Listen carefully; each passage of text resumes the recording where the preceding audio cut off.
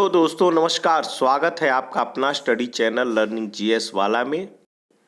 तो दोस्तों आज से हम सीटेट दिसंबर के लिए विज्ञान विषय क्लास 6 को शुरू करेंगे, जो 6 to 8 एग्ज़ाम के लिए काफ़ी इम्पोर्टेंट है, जहाँ से 60 प्रश्न आपके कंप्लीट होंगे। तो चलिए दोस्तों शुरू करते हैं। चैप्टर 1 अध्याय 1 भोजन यह कहाँ से आता है।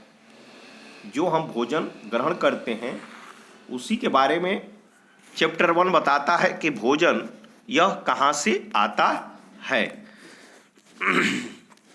तो दोस्तों आज अपने घर में क्या खाया था।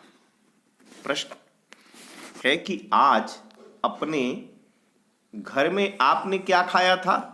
पता लगाइए कि आपके दोस्त ने आज क्या खाया था। क्या आपने कल और आज एक ही प्रकार का आहार लिया था। क्या यह सत्य है कि अलग अलग समय में हम भिन्न भिन्न प्रकार का आहार लेते हैं। विभिन्न खाद्य पदार्थ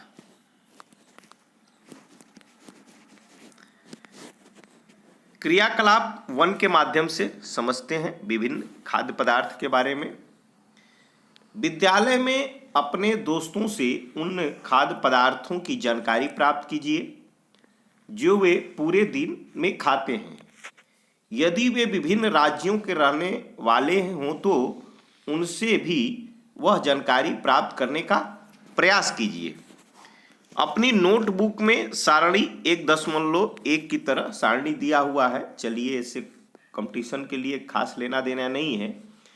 यथासंभव अधिक से अधिक दोस्तों द्वारा खाए जाने वाले विभिन्न खाद्य पदार्थों की जानकारी प्राप्त कर सूची प्राप्त करते हैं। तो ये है, चलिए इससे कोई खास लेना देना कंपटीशन के लिए नहीं है। अपने भोजन में हम अनेक प्रकार की चीज़ें खाते हैं। खाने की ये सभी चीज़ें किससे बनी हैं। पके चावल के बारे में सोचो। हम कच्चा चावल लेते हैं, उसे पानी में उबालते हैं। इसे तैयार करने में हम 2 पदार्थों या संगठकों की आवश्यकता होती है। दूसरी ओर कुछ भोजन तैयार करने में हमें कई संगठकों की आवश्यकता होती है। यदि हम सब्जी बनाना चाहते हैं तो हमें अलग कई प्रकार की कच्ची सब्जियां, नमक, मसाला, तेल आदि की आवश्यकता होती है। अब क्रियाकलाप 2 है कि सूचीबद्ध कुछ खाद्य पदार्थों को छांटिए और अपने दोस्तों तथा घर पर चर्चा करके जानकारी प्राप्त कीजिए कि इनको बनाने के लिए कौन कौन सी सामग्री चाहिए। इनको सारणी 1.2 सूचीबद्ध कीजिए। वस्तु का नाम और उसमें प्रयुक्त कच्ची सामग्री के कुछ उदाहरण सारणी 1.0 में दिए गए हैं।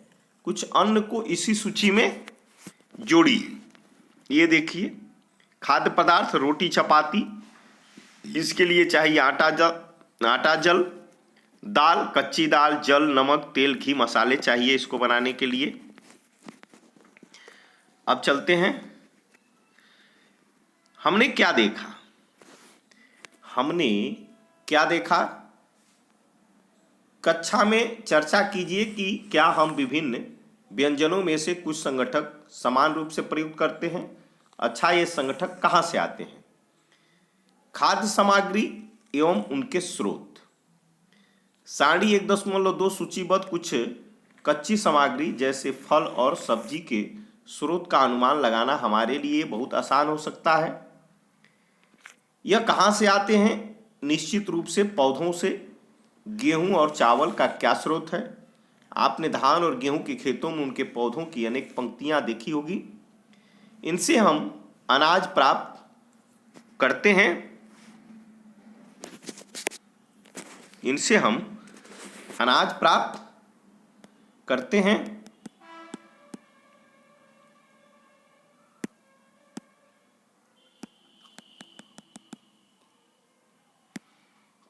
तो कुछ अन्य खाद्य पदार्थ जैसे दूध, अंडा, मुर्गा, मछली, झींगा, मांस आदि हम जंतुओं से प्राप्त करते हैं। अब देखिए क्रियाकलाप 3 क्या कहता है। आइए हम पूर्व में सूचीबद्ध खाद्य पदार्थों एवं उनके संगठकों के स्रोत जानने का प्रयास करें। कुछ उदाहरण सारणी 1.3 में दिए गए हैं।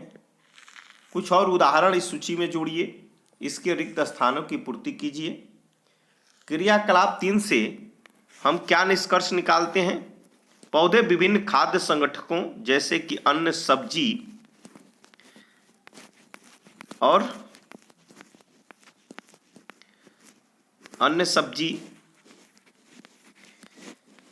फल तथा फल इत्यादि के स्रोत हैं। जंतुओं से हमें दूध, मांस, अंडे तथा अन्य जात उत्पाद प्राप्त होते हैं। गाय, बकरी तथा भैंस दूध देने वाले कुछ सामान्य पशु हैं। दूध एवं विभिन्न दूध उत्पाद जैसे कि मक्खन, क्रीम, ये सब देखिए खाद्य व्यंजन संगठक जिससे वे बने हैं। इडली कैसे बनता है। तो इडली बनाने के लिए चावल, उड़द की दाल, नमक और जल की आवश्यकता होती है। आप इससे इडली खाने के लिए बना सकते हैं। ये सब जो चावल, उड़द की दाल ये सब हैं, इसके स्रोत पौधे हैं। चिकन करी कैसे बनाते हैं। तो चिकन करी के लिए चिकन, मसाला, तेल, घी, जल, और इसके लिए जंतु और पौधे या जंतु दोनों से बनता है। खीर बनाने के लिए दूध, चावल, चीनी की आवश्यकता होती है। दूध के लिए हमें जंतु की जरूरत होती है। चावल के लिए हमें पौधों से प्राप्त होता है चावल। घी, पनीर और दही का उपयोग संसार के प्रत्येक क्षेत्र में किया जाता है। क्या आप कुछ अन्य जंतुओं के नाम बता सकते हैं जो हमें दूध देते हैं।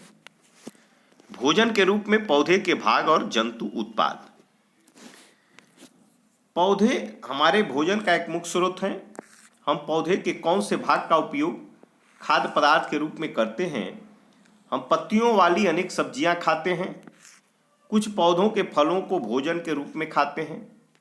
कभी हम जड़, कभी तना, तो कभी पुष्प भी भोजन के रूप में खाते हैं। तो भोजन के रूप में हम जड़ भी खाते हैं, तना भी खाते हैं, पुष्प को भी लेते हैं। कभी आपने सीताफल का दूसरा नाम काशी फल भी है, के फूलों को चावल की मिट्टी में डुबोकर व तलकर पकौड़ी बनाकर खाया है। सीताफल या काशी फल को, इसके जो फूल होते हैं सीताफल के, उनको चावल की पिट्टी में डुबो दीजिए और फिर इसे घी या तेल में पकौड़ा बना के खाइए, काफी स्वादिष्ट होता है। कुछ पौधों के 2 या 2 से अधिक भाग खाने योग्य होते हैं।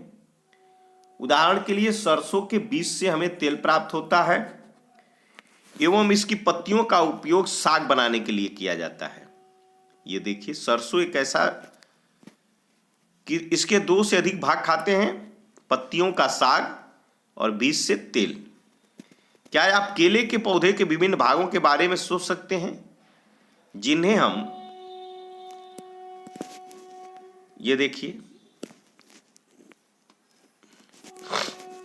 ये भी सामग्री। तो केले के बारे में थोड़ा, केले के भोजन के रूप में लेते हैं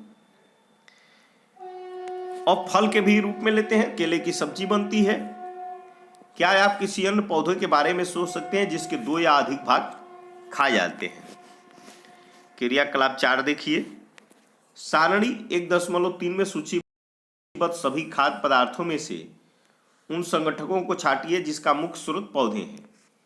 ये पौधों के विभिन्न भागों से प्राप्त होते हैं। इन खाद्य पदार्थों और पौधों के भागों को सारणी 1.4 के अनुसार सूचीबद्ध कीजिए। ये देखिए भोजन के रूप में पौधों के भाग। अब जैसे खाद्य पदार्थ के मुख्य स्रोत की तरह पौधा बैगन का भरता बनता है। इसके जो संगठक स्रोत हैं वह बैगन है। मिर्च मसाले के रूप में बैगन फल से मिलता है, मिर्च मसाले भी फल के रूप में मिलते हैं। और इसके छानने के लिए तेल, मूंगफली, सरसों, सोयाबीन ये सब बीज से बनते हैं। तो इस प्रकार से हमारा ये बैगन का भरता तैयार होता है। अब अपने आसपास के अनजान पौधों पर यह देखने के लिए परीक्षण न करें कि वो अपने खाने योग्य, कभी पौधे विषैले भी हो सकते हैं। क्रियाकलाप, मूंग अथवा चने के कुछ सूखे बीज लीजिए। अब इनमें से कुछ बीजों को जल में भरे एक पात्र में डाल दें तथा 1 दिन के लिए छोड़ दीजिए। अगले दिन जल को पूरी तरह निकाल दें और बीजों को गिलास में रहने दें। उन्हें एक गीले कपड़े में लपेटकर एक को रख दीजिए। अब क्या आप बीजों में कुछ परिवर्तन देखते हैं? क्या एक छोटी सी सफ़ेद संरचना बीज से बाहर निकल आती है? देखिए ये पहले वाला मूंग है, ये पहले का है और ये बाद का। अंकुरित हो गया है साबुत मूंग और अंकुरित मूंग। साबुत माने नेचुरली, अंकुरित से पहले। बीज से बाहर निकल आती है, यदि हाँ तो बीज अंकुरित हो गए हैं, यदि नहीं तो बीज को पानी में धोएं, पानी निकाल दें और गीले कपड़े से ढककर अगले दिन के लिए उन्हें छोड़ दें। क्या उस दिन आपको बीजों में बाहर निकला हुआ एक छोटा सा अंकुर दिखाई देता है? अंकुरों को सावधानी से देखकर, सावधानी से धोकर आप इन्हें खा सकते हैं या उबाले भी जा सकते हैं। इनमें कुछ मसाले मिलाने पर खाने के लिए एक स्वादिष्ट अल्पाहार तैयार हो जाता है।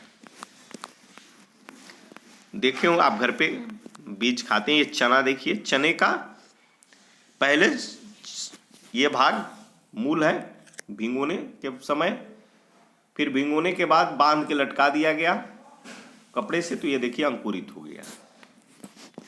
क्या आप जानते हैं कि शहद कहाँ से आता है या यह कैसे उत्पादित होता है? क्या आपने एक मधुमक्खी का छत्ता देखा है जहां बहुत सी मधुमक्खियां भिनभिनाया करती हैं?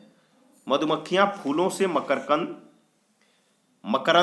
फूलों से मकरंद, मीठे रस को मकरंद बोलते हैं, एकत्रित करती हैं और इसे अपने छत्ते में भंडारित करती हैं। मकरंद को ला करके, फूल और उसका मकरंद वर्ष के केवल कुछ समय ही उपलब्ध होते हैं। अतः मधुमक्खियां, ये देखिए मधुमक्खी इस मकरंद का भंडारण कर लेती हैं ताकि पूरे वर्ष इसका उपयोग किया जा सके। हम ऐसे छत्तों में मधुमक्खियों द्वारा भंडारित भोजन का शहद के रूप में उपयोग करते हैं। जंतु क्या खाते हैं? क्या आपके घर में कोई ऐसा पालतू पशु है जिसकी आप देखभाल करते हो? कुत्ता, बिल्ली, भैंस या बकरी? फिर आपको इसकी जानकारी भी अवश्य होगी कि आपका पालतू जानवर क्या खाता है। अन्य जंतु क्या खाते हैं? क्या आपने कभी गिलहरी, कबूतर, छिपकली या छोटे से कीट का खाना खाते देखा है?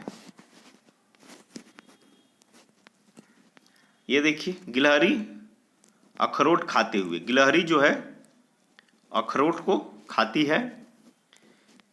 सारणी 1.5 में अनेक जंतुओं के नाम लिखे हैं, उनमें से कुछ जंतुओं द्वारा खाए जाने वाले भोजन भी लिखे गए हैं।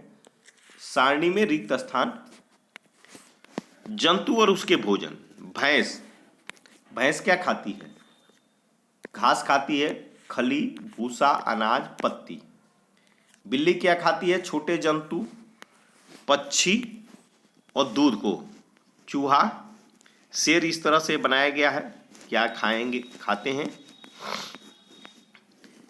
फिर से सारणी 1.5 को ध्यान से देखिए और इसके जंतुओं को 3 भागों में विभाजित कीजिए। पहले वर्ग में केवल उन जंतुओं के नाम लिखिए जो केवल पौधों और पादप उत्पाद खाते हैं।